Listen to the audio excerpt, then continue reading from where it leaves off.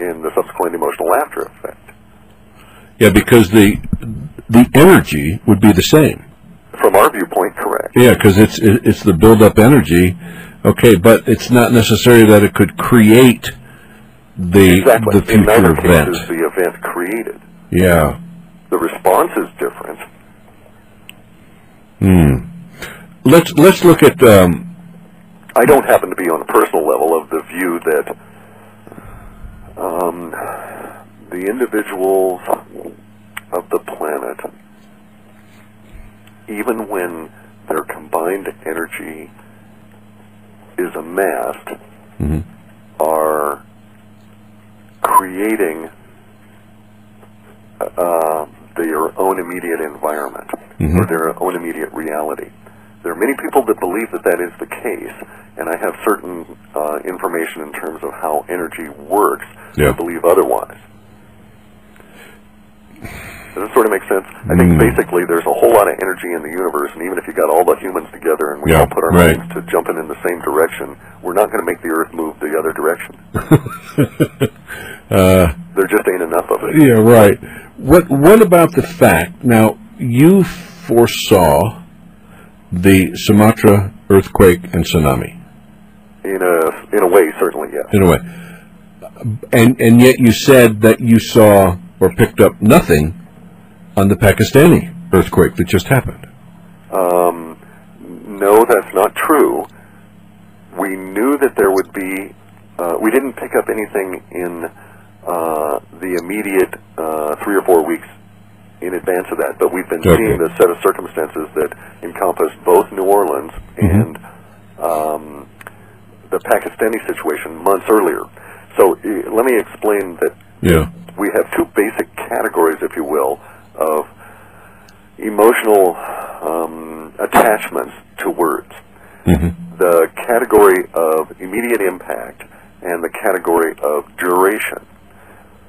I apparently am somewhat better at picking out durational values than I am immediacy values. And therefore, because I understand language apparently better in the longer range, we're able to pick these things up far distant in time, that is to say, many months in advance, and we're not getting them in the immediacy values. I'm sure I blew that explanation.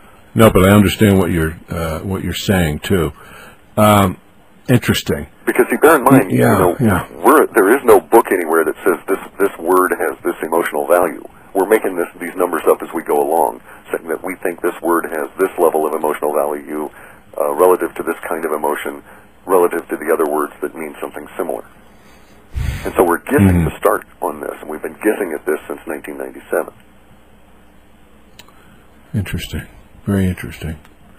In a case like that, can you foresee, let's say, some of the major events like the earthquake in wherever it's going to be, California?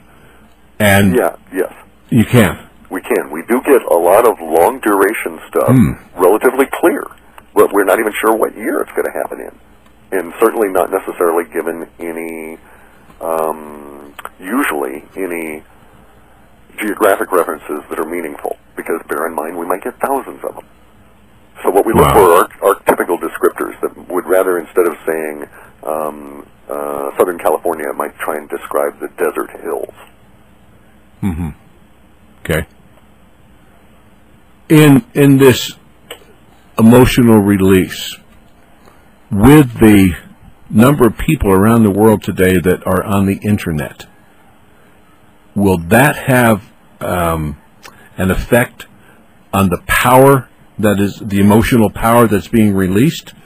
Will it add to it, or won't it affect it one way or another? I don't know. I don't have a definitive answer. I suspect that it will certainly increase the immediacy and maybe even overwhelm people's ability to deal with the immediacy. I think it may certainly magnify emotional impact. I don't know if it'll alter it. And in some ways, in some cases, you have to tell me which is more impacting on a personal level, watching the Katrina disaster happen on TV or reading about it on the internet. A good writer, I would argue, could could elicit emotions that television coverage may not. You betcha. Yeah. Cliff, are you aware of Billy Meyer, the Swiss farmer, who has been supposedly in touch with aliens for 60 Maybe vaguely, but the name isn't familiar, no. Okay, because Billy Meyer has started, he started way back in the 50s, actually. Oh, okay, you're talking about the guy that's got the really good photos and so on.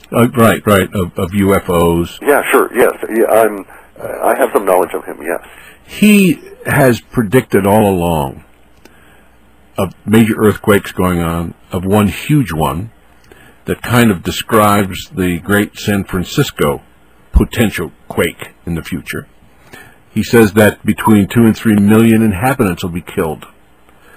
I have no reason to dispute him. I'm certain that such will be the case. Wow, but no time sequence. I think we're close.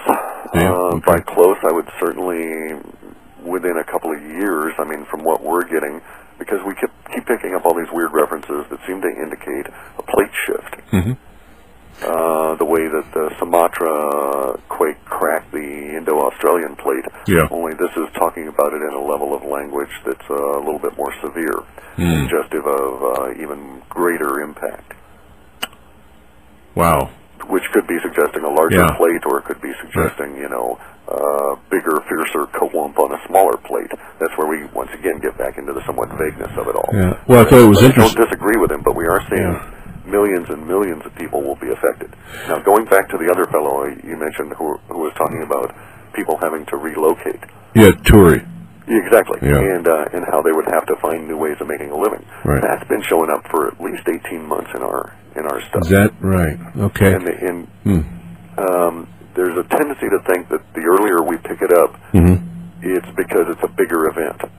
Oh, okay. All right. See, Billy Meyer has said all along, I mean, going back years and years ago, that if George Bush were reelected, we would have World War III. Okay. And, I mean, he came out with predictions in 1951 and 1957 or 8, referencing today, which are mind-boggling, because they are right on.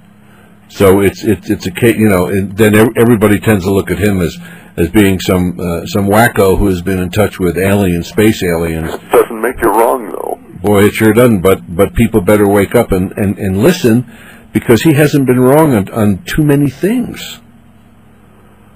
So I guess my reason for bringing it up is, number one, it's interesting to me that he has said all along, going back, I don't know how many years, 30, 40, 50 years, whenever he started to publicly print his predictions.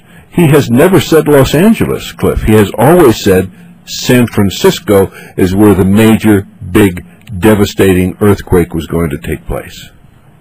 And we've got some suggestion that the Pacific plate, that is to say the large plate between the North American plate and the Eurasian plate, is twisting. Twisting. That's interesting. There's a couple of different ways to think about the planet. Yeah. And one way that makes sense is that, even if it seems outlandish at the beginning, that it might be possible for the planet Earth to grow. You mean, if you granted that energy was pouring in at the poles from electrical and other sources, it's got to manifest somehow. And it may be that it's also, besides shaking us around and causing earthquakes and weird weather and stuff, might also cause the planet to grow. One of the effects of the planet growing might be, say, a buildup of energy, and like a python eating a pig, you get a big bulge. And lo and behold, from 1975 until just a few years ago, the planet had a big bulge around the equator. Yeah, that's right. And no one knew what was going on or why it was there. And just like a python digesting its pig, planet Earth eventually got rid of its bulge. So where did the bulge go? Where did all that mass go?